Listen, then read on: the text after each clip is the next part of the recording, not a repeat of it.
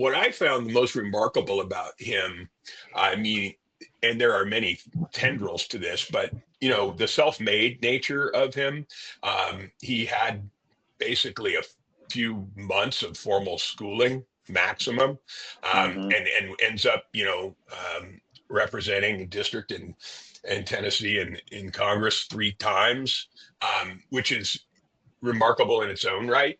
Um, Right. he was one of those guys who was farmed out as a bound boy at an early age by his father. He basically was an indentured servant on these wagoner roads, bringing goods across what was then called the West.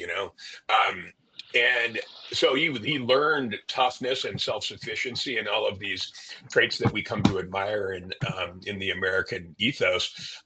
But was, I think, most dramatic to me and kind of remarkable is his ability. He clearly had some charisma that can't be taught.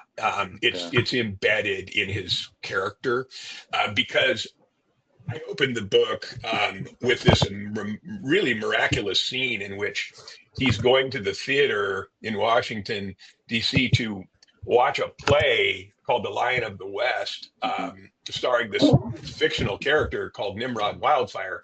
And that character is clearly him.